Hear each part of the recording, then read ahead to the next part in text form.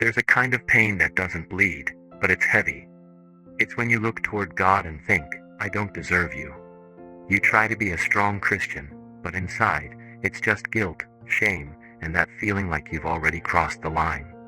And the worst part isn't even the sin, it's what it whispers afterward. You're unworthy. God has to be tired of you. But listen, slow down for a second. Jesus didn't come to condemn you. On the contrary, he came to find you in the exact place you've been hiding. And what if this is the missing key, the one that lets you come back to God without fear? Maybe you're exhausted from promising you'll change. Exhausted from falling, asking for forgiveness, and falling again. You pray, but it feels like your prayers hit the ceiling. You read the Bible, but your mind keeps translating everything like it's a threat. So you try to make up for it. You try to pay back what you did with spiritual performance. More discipline, more effort, more control. But the more you try to fix yourself alone, the more guilt turns into an identity. And then, without even realizing it, shame does what it always does. It pushes you away from the presence of God. It's not that you stopped believing, you just stopped feeling welcome. I remember a season when I had God on my lips, but condemnation in my chest. I didn't tell anyone, because it felt too ugly to admit. But I felt dirty. I kept trying to get worthy again. I kept trying to earn peace. And it broke me, because I never got there.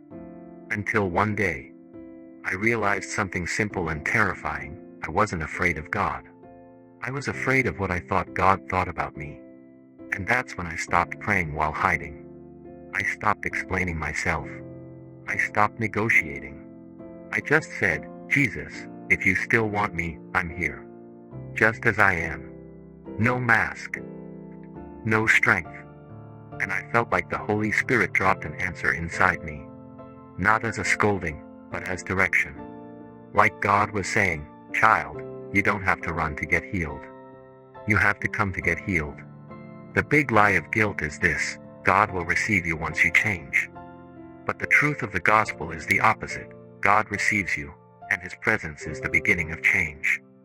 John 3 verse 17 says God did not send his Son into the world to condemn the world, but to save the world through him. And Romans 8 verse 1 says there is now no condemnation for those who are in Christ Jesus. And there's a moment in Scripture that mirrors our shame.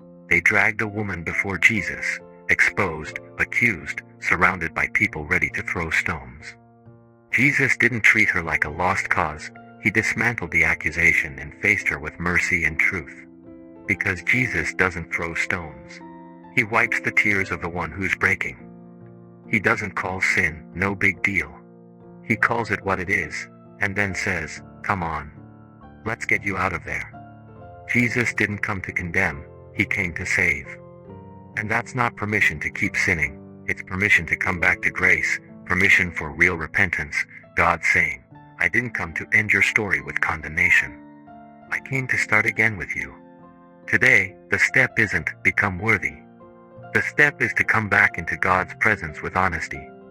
For a long time, I thought coming back to God meant coming back strong. Coming back with my heart already in place. But it took me a while to see it. I only came back when I felt better, and that kept me stuck. What started healing my spiritual life was simple. I stopped walking into God's presence through the door of performance. There were days I couldn't pray the right way, so I just told the truth, Jesus. I'm ashamed. I feel unworthy. But I'm here. And I stayed. No bargaining. No self-punishment. Because Jesus didn't come to condemn me, he came to save me.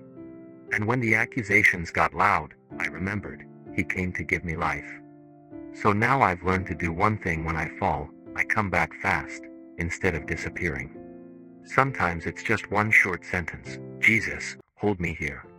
Forgive me. If you're feeling unworthy, that's not the end. That might be the exact place where God gives you your identity back.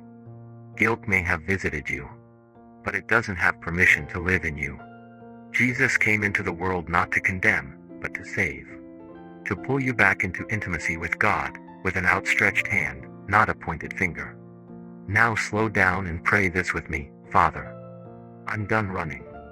I'm done trying to fix myself on my own. I admit it, I've been carrying guilt. I've been carrying shame. I've felt unworthy. Jesus, I'm coming back into your presence. I don't have strength to prove anything, but I do have an open heart.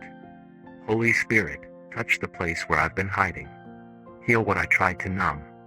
Give me real repentance without despair. Give me purity without religious performance.